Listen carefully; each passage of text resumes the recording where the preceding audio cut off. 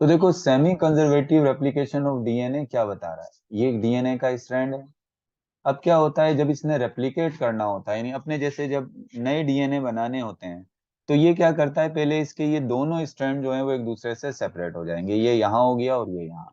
अब मिसाल के तौर पे यहाँ अगर एडेनिन है तो यहाँ थाइमिन होगा, यहाँ ग्वानिन है तो यहाँ साइटोसिन होगा, यहाँ थाइम अगर यहाँ थाइमिन है तो यहाँ एडेनिन होगा, फिर यहाँ पर अगर साइटोसिन है तो यहाँ पर ग्वानिन होगा। आगे भी ऐसे ही होगा, मैं भी सिंपली इतना बता रहा हूँ। अब ये दोनों एक दूसरे से सेपरेट हो गए। अब क्या होता है असल में, जो हमारा न्यूक्लियस होता है, हमारे के सेल के न्यूक्लियस में डीएनए होता है ना, जो न्यूक्लियस होता है वो हमारे जो सॉरी मेजर जो डीएनए होता है हमारे सेल के न्यूक्लियस में होता है। तो हमारे न्यूक्लियस में कुछ फ्री न्यूक्लियोटाइड पड़े हुए होते हैं, सही ना। ग्वानिन भी पड़ा हुआ होता है, एडेनिन भी पड़ा होता है, साइटोसिन भी पड़ा हुआ होता है, थाइमिन भी होता है, ग्वानिन, एडेनिन, ये तमाम न्यूक्लियोटाइड कहाँ मौजूद होते हैं, हमारे न्यूक्लियस के अंदर जो है वो फ्री फॉर्म में ये न्यूक्लियोटाइड क्या होते हैं, पहले से मौजूद होते हैं, सही है ना। ये और ये कहाँ से आते हैं, जो हमारा फूड होता है, जो हम खाते हैं फूड, जो उसकी डाइजेशन होती है, तो वहीं से ये न्यूक्लियोटाइड जो है इस तरह से बनते हैं। अब क्या होगा, ये न्यूक्लियोटाइड पहले से फ्री मौजूद है। अब क्या होता है, वो जो न्यूक्लियोटाइड मौजूद होते हैं फ्री, उनमें क्या होता है, मिसाल के तौर पे ये अगर साइटोसिन है, यहाँ साइटोसिन के साथ आके लग जाएगा ग्वानिन, और यहाँ पर ग्वानिन है तो ग्वानिन के साथ आकर क्या लग जाएगा, यहाँ पर साइटोसिन। फिर यहाँ अगर थाइमिन है तो थाइमिन के साथ यहाँ लग जाएगा एडेनिन, और यहाँ एडेनिन है तो यहाँ पर लग जाएगा थाइमिन। यहाँ पर ग्वानिन है तो यहाँ पर लग जाएगा साइटोसिन, और यहाँ पर साइटोसिन है तो यहाँ लग जाएगा ग्वानिन। यहाँ एडेनिन है तो यहाँ थाइमिन, और यहाँ थाइमिन है तो यहाँ पर क्या लग जाएगा, एडेनिन। समझ आ रही है किस तरीके से जो है वो न्यूक्लियोटाइड जाकर क्या हो गए, अपने अपने कॉम्प्लीमेंट्री स्ट्रैंड के साथ क्या हो गए, अटैच हो गए। अब क्या हुआ, ये देखो, नया डीएनए का, फिर इनके दरमियान में हाइड्रोजन बॉन्ड बन जाएगा, इनके दरमियान में हाइड्रोजन बॉन्डिंग हो जाएगी। आप देख सकते हो इस ये पेरेंटल डीएनए, ये कौन सा डीएनए है, पेरेंटल डीएनए यानी ओल्ड डीएनए। और इससे क्या बन गए, ये न्यू डीएनए बने, एक ये डीएनए बन गया न्यू डीएनए, और एक ये न्यू डीएनए बन गया। इनको आप डॉटर डीएनए भी कह सकते हो। अब ये जो न्यू डीएनए बने हैं, इसमें एक ओल्डर पुराने वाले डीएनए का स्ट्रैंड है, यानी ये एक पुराने वाले डीएनए का एक स्ट्रैंड है, और एक न्यू स्ट्रैंड है। इसमें भी एक ओल्ड स्ट्रैंड है और एक न्यू स्ट्रैंड है।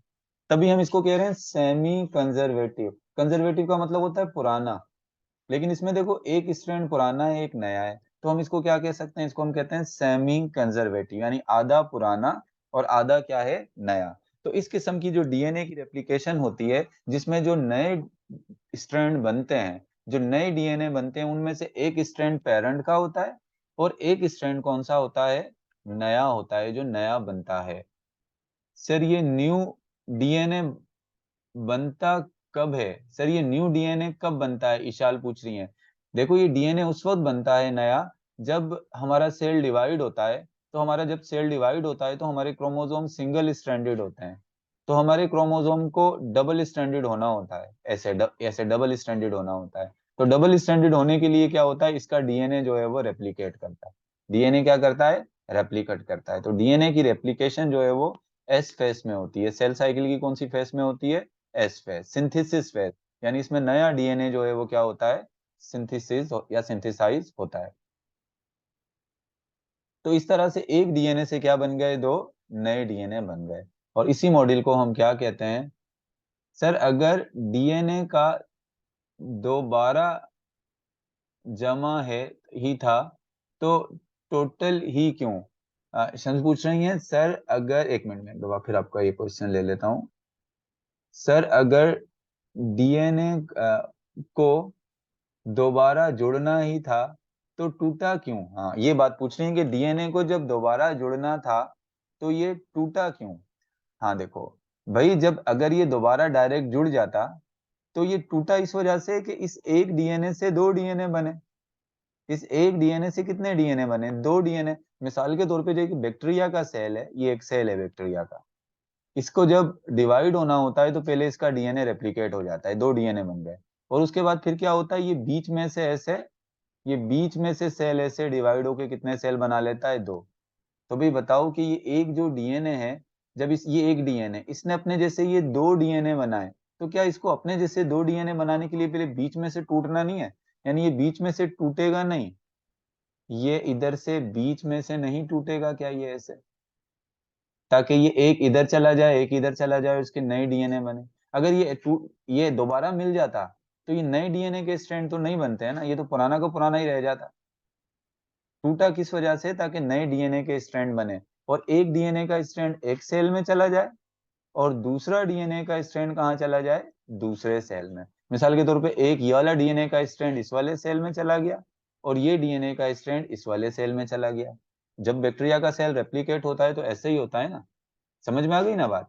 चलो, तो ये हमने बात कर ली। मैं कंजर्वेटिव और डिस्पर्सिव को इतना डिस्कस नहीं कर रहा हूँ, चलो सिंपल सा आपको बता देता हूँ कंजर्वेटिव और डिस्पर्सिव क्या कहते हैं। सेमी कंजर्वेटिव तो आपको समझ में आ गया। मैं इसको अगर डायग्रामेटिक वे में रिप्रेजेंट करूं तो ये एक डीएनए का स्ट्रैंड है, इससे बने ये 2 नए डीएनए के स्ट्रैंड, यहाँ बना देता हूँ डीएनए के नए स्ट्रैंड, ये देखो ये बन गए। इसको अगर डायग्रामेटिक रिप्रेजेंट करेंगे तो ऐसे करेंगे, ये लो, ये हो गया semi conservative. Conservative model of DNA क्या कहता है? कंजर्वेटिव मॉडल ऑफ डीएनए कहता है कि पुराना वाला डीएनए जो है वो ऐसा का ऐसा ही रहता है, इसमें कोई तब्दीली नहीं होती, और इसके साथ ही जो है वो क्या बन जाता है, इसके साथ ही एक नया डीएनए का स्ट्रैंड बन गया। इसमें कोई तब्दीली नहीं आई, ये वैसा का वैसा है, देखो दोनों व्हाइट व्हाइट है स्ट्रैंड, और इसके साथ एक न्यू बन गया, मतलब ये ओल्डर है और ये क्या है, ये न्यू है। तो इसको हम कहते हैं कंजर्वेटिव। कंजर्वेटिव मतलब पुराना वाला डीएनए अपने अंदर कोई चेंज नहीं लेकर आएगा, उसके साथ ही उस जैसा एक नया डीएनए बन जाएगा। इसको हम कहते हैं कंजर्वेटिव मॉडल। इसकी डिटेल में जाने की जरूरत नहीं है, ये रिजेक्ट हो गया था। डिस्पर्सिव मॉडल ये कहता है कि वो जो डीएनए के स्ट्रैंड है, यानी ये जो डीएनए था, ऐसे जो ये डीएनए था, ये छोटे छोटे पीसेज में टूट गया, और जब छोटे छोटे पीसेज में टूटने के बाद इससे जो नए डीएनए बने, उन नए डीएनए के अंदर कुछ पुराने डीएनए के पार्ट्स थे और कुछ पार्ट्स नए डीएनए के थे, नहीं डिस्पर्स वे में था। कहीं पर कुछ नए लगे हुए थे, कहीं पर कुछ पुराने, इस तरीके से कुछ टूट बीच में से टूट गया, कहीं पर कुछ नए कोई पुराने। तो इसका मतलब ये भी रिजेक्ट हो गया, और जो एक्सपेरिमेंटली प्रूफ हुआ वो सेमी कंजर्वेटिव हुआ। तो हम इसी के बारे में डिटेल में बात करेंगे जो सही था। तो देखो, अब जो है वो कहता है, अब semi conservative replication of DNA को अगर हम देखेंगे, आपकी बुक किस तरीके से सेमी कंजर्वेटिव रेप्लिकेशन को डिफाइन कर रही है, सिन बोर्ड की बुक। तो सिन बोर्ड की बुक कह रही है आफ्टर 1 राउंड ऑफ रेप्लिकेशन, मिसाल के तौर पे ये एक डीएनए का स्ट्रैंड है, सही है, इसका एक राउंड रेप्लिकेशन का कंप्लीट हो गया, ये एक दफा डिवाइड हो गया। अब देखो 1 राउंड ऑफ रेप्लिकेशन में यहाँ पर बना रहा हूँ, ये देखो एक राउंड रेप्लिकेशन का कंप्लीट हो गया, एक राउंड रेप्लिकेशन का कंप्लीट हो गया। एक डीएनए से कितने डीएनए बन गए? 2 डीएनए बन गए। अगर हम इसकी सेल की बात करें, ये एक सेल था, मिसाल के तौर पे ये बैक्टीरिया का सेल था, इसमें ये एक डीएनए था, तो ये सेल डिवाइड हो गया 2 सेल में, तो इस सेल में ये वाला डीएनए गया, इस सेल में ये वाला डीएनए गया, ऐसे। ये फर्स्ट राउंड है रेप्लिकेशन का, मैं लिख देता हूँ फर्स्ट राउंड ऑफ रेप्लिकेशन। अभी तो ये मजीद भी तो रेप्लिकेट हो सकता है ना, ये मजीद डिवाइड हो सकता है, यहाँ से मजीद डिवाइड होगी, पहला राउंड ऑफ रेप्लिकेशन। तो कहता है after 1 round of replication the original duplex is not conserve, यानी पहला जब राउंड रेप्लिकेशन का हुआ तो ये जो ओरिजिनल डीएनए है, ये ओरिजिनल डीएनए ये कंजर्व नहीं रहा। कंजर्व का मतलब पुराने जैसा नहीं रहा। Instead each strand of duplex became part of another duplex, यानी एक स्ट्रैंड जो डुप्लेक्स का था, ये वाला स्ट्रैंड जो है वो इस डुप्लेक्स का पार्ट हो गया, यानी इस डबल स्ट्रैंडेड डीएनए का पार्ट हो गया, और ये वाला डुप्लेक्स का जो स्ट्रैंड है ये इस वाले डुप्लेक्स का पार्ट हो गया। तो मतलब कह रहा है कि जब डीएनए का एक राउंड ऑफ रेप्लिकेशन हो जाता है तो ओरिजिनल डीएनए उस जैसा नहीं रहता, वो क्या होता है, उसका एक स्ट्रैंड इस डुप्लेक्स का पार्ट हो गया, इस डीएनए को डुप्लेक्स कह रहे हैं। देखो इसका ये वाला स्ट्रैंड, ये राइट वाला स्ट्रैंड इस डुप्लेक्स का पार्ट हो गया, मिसाल के तौर पे लेफ्ट वाला स्ट्रैंड जो है वो इस डुप्लेक्स का पार्ट हो गया। इसी को हम क्या कह रहे हैं, इसी को हम कह रहे हैं semi conservative replication of DNA. बात क्लियर हुई है? आपकी बुकी का मैंने पूरी की पूरी सेम आपकी बुकी की जो है वो लाइंस उठाई हैं और वही समझाने की कोशिश की है। ये बात समझ में आ गई जो आपकी बुक ने ये डेफिनेशन दी हुई है? समझ आ गई बात? Yes sir. चलो, अब हम अगर बात करें कि ये जो हम कह तो रहे हैं कि डीएनए की रेप्लिकेशन कैसे होती है, सेमी कंजर्वेटिव होती है, मगर हमारे पास क्या एक्सपेरिमेंटल प्रूफ है? अब इधर देखो, इसका जो एक्सपेरिमेंटल प्रूफ दिया था वो दो साइंटिस्ट है, मैथ्यू मिसेल्सन एंड फ्रैंक स्थेल। स्थेल ये दो साइंटिस्ट थे जिन्होंने एक्सपेरिमेंटली इस बात का प्रूफ दिया कि डीएनए की रेप्लिकेशन क्या होती है, सेमी कंजर्वेटिव होती है। 1958 के अंदर इन्होंने जो है वो ये अपना एक्सपेरिमेंट किया था। और ये दोनों साइंटिस्ट कहाँ से थे? कैलिफोर्निया इंस्टीट्यूट ऑफ टेक्नोलॉजी से जो है ये बिलोंग करते थे। मैंने आपको कहा था जब कोई एक्सपेरिमेंट किया जाता है तो उसका पर्पस होता है। इस एक्सपेरिमेंट का पर्पस क्या था? इस एक्सपेरिमेंट का पर्पस था प्रिडिक्शन को चेक करना था, test the prediction of Watson and क्रिक।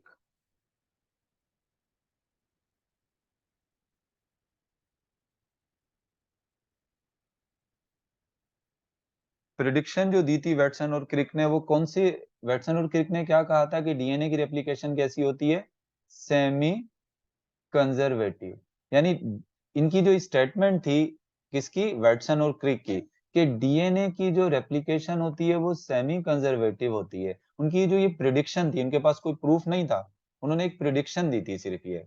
सही है ना? प्रिडिक्शन जिसको क्या कहेंगे, जो हम उर्दू में क्या कहते हैं प्रिडिक्शन को, जो है वो मौसम की भी प्रिडिक्शन की जाती है।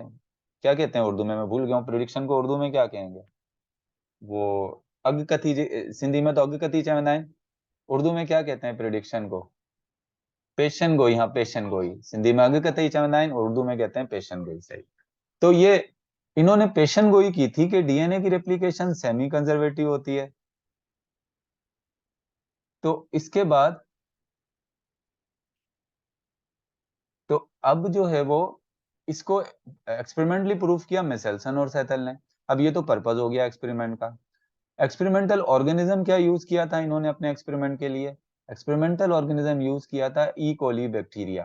क्या यूज किया था? ई कोली बैक्टीरिया को जो है वो एक्सपेरिमेंटल ऑर्गेनिज्म के तौर पे इस्तेमाल किया था। अब इनके एक्सपेरिमेंट का मेथड क्या था? अब मेथड समझना है, असल में काम क्या किया था इन्होंने। मेथड के कुछ स्टेप वाइज हम इन मेथड को जो है वो समझेंगे। तो सबसे पहला जो इसका स्टेप था, उस स्टेप में मैं वन बाय वन स्टेप लिखता जाऊंगा और आपको समझाता जाऊंगा। फर्स्ट स्टेप इनका ये था, they grew bacteria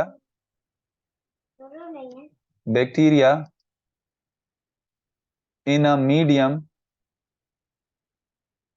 contain heavy isotope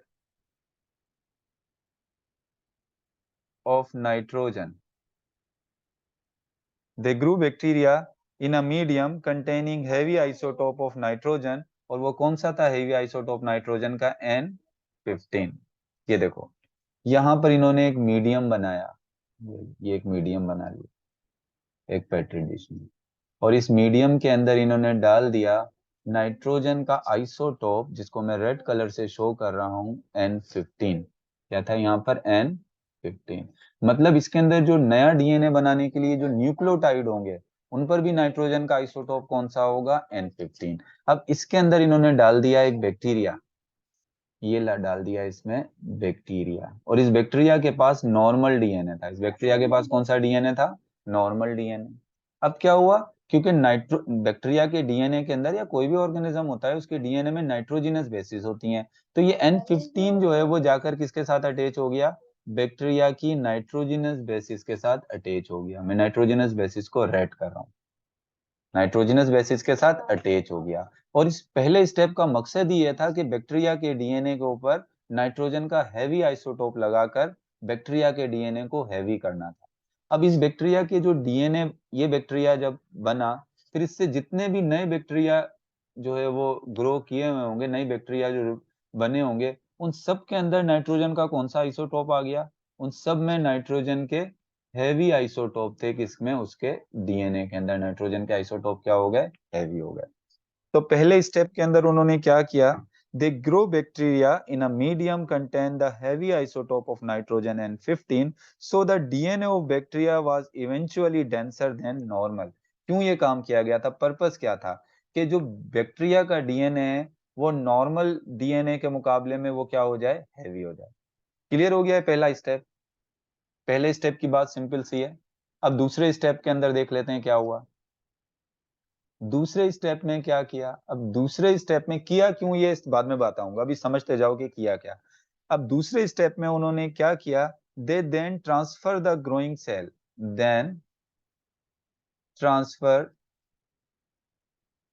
the growing cell, जो ग्रोइंग सेल थे, यहां पर देखो सेल ग्रो कर रहे हैं, 1 से 2 बने, 2 से 4, 4 से 8, then they transfer the growing cells to a new medium, to a new medium contain lighter isotope,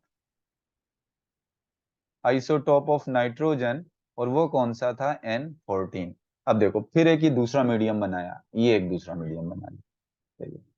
अब ये दूसरा मीडियम बनाकर इसमें नाइट्रोजन का कौन सा आइसोटोप डाल दिया, इसमें नाइट्रोजन का लाइटर आइसोटोप डाल दिया, N14।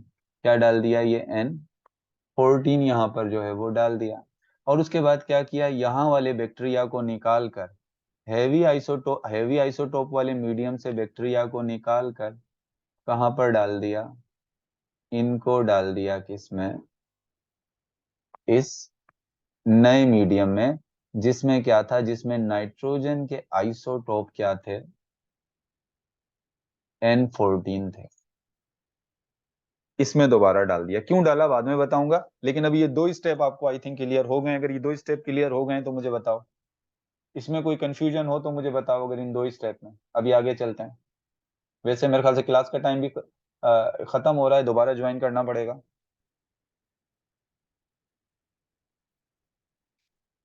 चलें, नो कंफ्यूजन। अभी इस स्टेप में तो कोई कंफ्यूजन आपको होगी नहीं, आगे हो सकती है कंफ्यूजन हो, लेकिन मैं उसको जो है वो आपको एक्सप्लेन करूंगा। अभी यहाँ तक बात हो गई, सही है। अब इधर आ जाओ थोड़ा सा, अब थोड़ा सा इधर मैं आपको एक चीज समझाऊंगा, जिसको आप थोड़ा सा देखना। ये देखो, अब सिर्फ मैं पूरा सेल नहीं ले रहा हूँ, अभी मैं सिर्फ डीएनए ले रहा हूँ, सही है। ये बैक्टीरिया का डीएनए था, अभी हम पूरे बैक्टीरिया का सेल नहीं ले रहे, ये बैक्टीरिया का डीएनए, सही।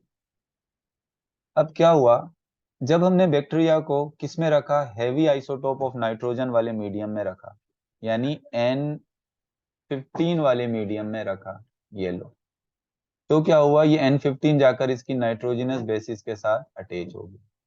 तो चलो मैं इस पूरे डीएनए को, जो N15 से लेबल हो गया, ये हैवी हो गया, ये डीएनए क्या हो गया, ये हैवी हो गया। अब हमने क्या किया, इसी हैवी डीएनए को, इस हैवी डीएनए को हमने डाल दिया कौन से वाले मीडियम में, हमने डाल दिया इसको एक मीडियम में जिसमें नाइट्रोजन के आइसोटोप कौन से थे, N14। नाइट्रोजन के आइसोटोप कौन से थे, N14। यानी अब नया जो न्यूक्लियोटाइड बनेंगे, यानी अब जो नए न्यूक्लियोटाइड इस डीएनए की रेप्लिकेशन होगी, नए जो न्यूक्लियोटाइड होंगे वो कौन से वाले होंगे, वो N14 वाले होंगे। अब इस डीएनए ने जब रेप्लिकेट किया होगा, इस डीएनए ने जब रेप्लिकेट किया होगा, तो आपको पता है डीएनए की रेप्लिकेशन में 2 स्ट्रैंड एक दूसरे से सेपरेट हो जाते हैं, ये ऐसे, ये एक दूसरे से क्या हो गए, सेपरेट हो गए, सही है, ऐसे सेपरेट हो गए। और इसके साथ जो है वो क्या है, अटैच हुए होंगे। अब नया जो डीएनए का स्ट्रैंड यहाँ पर बने होंगे, क्योंकि जो नए न्यूक्लियोटाइड N14 वाले मीडियम में है वो हैवी नहीं है, वो लाइटर है। अब इसके साथ जो न्यूक्लियोटाइड अटैच हुए होंगे यहाँ पर, N14 वाले अटैच हुए होंगे। तो अब आप देख सकते हो कि यहाँ पर जो डीएनए का स्ट्रैंड है, ये एक N15 वाला है, और ये N14 वाला है। यहाँ पर एक N15 वाला है, और ये एक N14 वाला है। अच्छा, अब एक चीज देखो, डीएनए की डेंसिटी देखने के लिए हमने क्या किया, इस डीएनए को लिया और इस डीएनए को एक सेंट्रीफ्यूज मशीन में इसकी सेंट्रीफ्यूगेशन करी।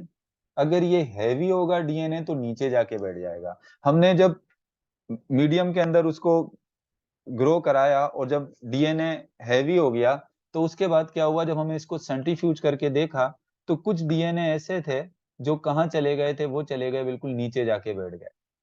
लेकिन जब हमने इसको N14 मीडियम में, जब हमने इसको N14 मीडियम में रखा और उसके 20 मिनट के बाद डीएनए को चेक किया, क्योंकि एक डीएनए की रेप्लिकेशन 20 मिनट में कंप्लीट हो जाती है।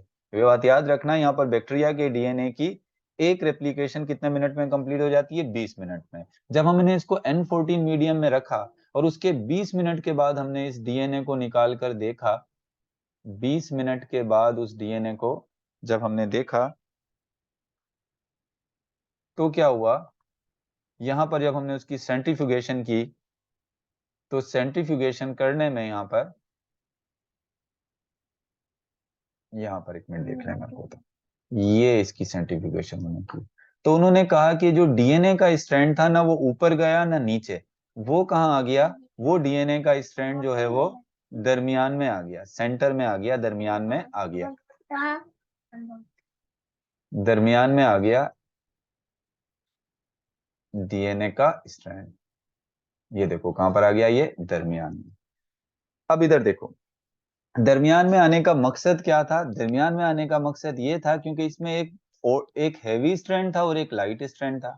अगर इसमें दोनों ही लाइट स्ट्रैंड होते तो डीएनए का स्ट्रैंड बिल्कुल ऊपर चला जाता, अगर दोनों ही हैवी स्ट्रैंड होते तो बिल्कुल नीचे आ जाता। लेकिन पहली जब रेप्लिकेशन हुई तो एक डीएनए का स्ट्रैंड हैवी था और एक लाइट था, तो कहाँ आ गया, ये सेंटर में आ गया। इसका सेंटर में आना ही इस बात को जो है वो वैटसन और क्रिक की प्रोडक्शन को एक्सप्लेन कर रहा है कि डीएनए की रेप्लिकेशन सेमी कंजर्वेटिव होती है, एक पुराना स्ट्रैंड होता है एक नया। अगर रेप्लिकेशन कंजर्वेटिव होती तो ये जो डीएनए का स्ट्रैंड है ये ऐसा का ऐसा ही रहता, यानी एक डीएनए जो है वो कहाँ चला जाता है, ये नीचे की तरफ ही जाता। इससे नया डीएनए जो बनता हो सकता है वो तो ऊपर चला जाता, लेकिन ये डीएनए कहाँ रहता, नीचे ही रहता।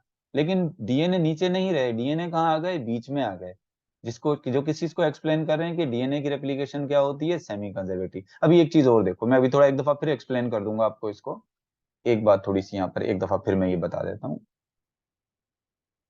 ये नॉर्मल डीएनए था, यहाँ पर जो है ये नॉर्मल डीएनए था।